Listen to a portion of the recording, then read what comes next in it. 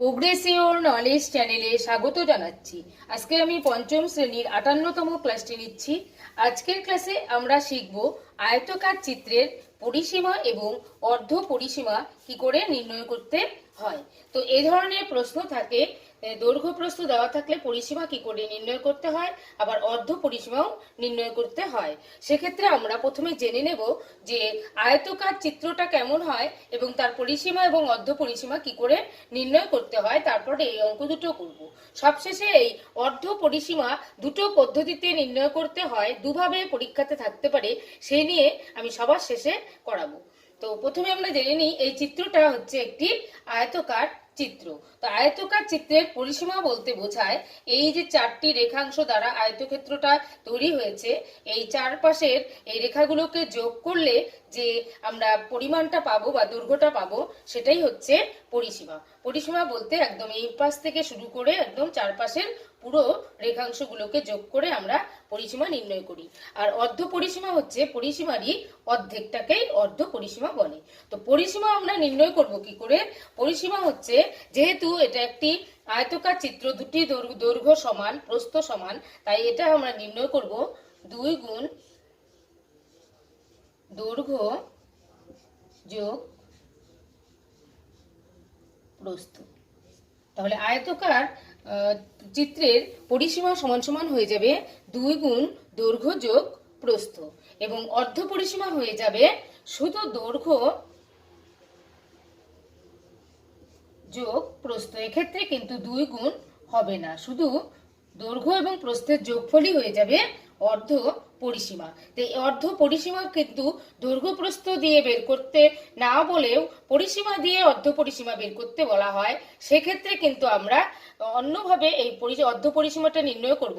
হয়তো প্রশ্নে দৈর্ঘ্য প্রস্থ দেওয়া থাকে না, পরিসীমা দেওয়া থাকে, অর্ধ পরিসীমা বের করতে করতে হয়। সেক্ষেত্রে আমরা কি করে করব, সেই অর্ধ পরিসীমা নিয়ে আমি শেষে করাচ্ছি। প্রথমে আমরা পরিসীমা কি করে নির্ণয় করব, প্রথমে যে দুটো অঙ্ক আছে সেটা আমরা করে নিচ্ছি।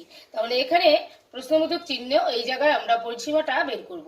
তো দৈর্ঘ্য আছে 30 এবং প্রস্থ আছে 20। তাহলে পরিসীমাটা কি হয়ে যাবে, 2 গুণ দৈর্ঘ্য যোগ প্রস্থ, অর্থাৎ 30, দৈর্ঘ্য 30, প্রস্থ হচ্ছে 20, এত মিটার, এককটা হয়ে যাবে মিটার। যেহেতু দৈর্ঘ্য প্রস্থ মিটারে আছে, তাহলে এখানে হয়ে যাবে 2 গুণ 50, 30 আর 20 যোগ করলে 50 মিটার, তাহলে হয়ে গেল 100 মিটার। সেম প্রসেসে আমরা এটা বের করব। 2 গুণ দৈর্ঘ্য হচ্ছে 28 যোগ প্রস্থ হচ্ছে 16, এটা হচ্ছে মিটার। এবার 2 গুণ 28 আর 16কে আমরা যোগ করলে পেয়ে যাব 44 মিটার। এই দুটোকে যদি আমরা গুণ করি পেয়ে যাব 88 মিটার। এবার আমরা চলে যাচ্ছি অর্ধ পরিসীমা নির্ণয়ের ক্ষেত্রে। এটা আমরা পরিসীমা কি করে নির্ণয় করব সেটাও বের করলাম। এবার অর্ধ পরিসীমাটা কিন্তু দুই ভাবে আসতে পারে। তো প্রথমত যদি দৈর্ঘ্য হয়তো দেওয়া আছে, দৈর্ঘ্য দেওয়া আছে 30 মিটার, প্রস্থ দেওয়া আছে, আমি প্রথম অঙ্কেরটাই হিসেবে করছি, প্রস্থ আছে 20 মিটার। সেক্ষেত্রে আমরা পরিসীমা বের করব। পরিসীমা সমান সমান শুধু দৈর্ঘ্য আর প্রস্থের যোগফলটাই হয়ে যাবে এটা হচ্ছে অর্ধ পরিসীমা বের করছি আমরা। অর্ধ পরিসীমা, তাহলে দৈর্ঘ্য আর প্রস্থের যোগফল হয়ে গেল 50 মিটার। আবার হয়তো প্রশ্নে বলা থাকলো, এইভাবে না থেকে হয়তো বলা থাকলো যে পরিসীমা আছে, পরিসীমা সমান সমান 100, তাহলে অর্ধ পরিসীমা কত? অর্ধ পরিসীমা কত? এক্ষেত্রে আমরা যে পরিসীমাটা থাকবে, সেক্ষেত্রে অর্ধ পরিসীমাটা হয়ে যাবে 100, অর্থাৎ পরিসীমাকে আমরা 2 দিয়ে ভাগ করে দেব। অর্থাৎ পরিসীমা কে 2 দিয়ে যদি আমরা ভাগ করি, তাহলেই কিন্তু আমরা পেয়ে যাচ্ছি অর্ধ পরিসীমা 100, নিচে হচ্ছে 2, তাহলে আমরা কত পাচ্ছি? 50। তাহলে অর্ধ পরিসীমা এই দৈর্ঘ্য প্রস্থ এইভাবে আমরা 50 পেয়েছি।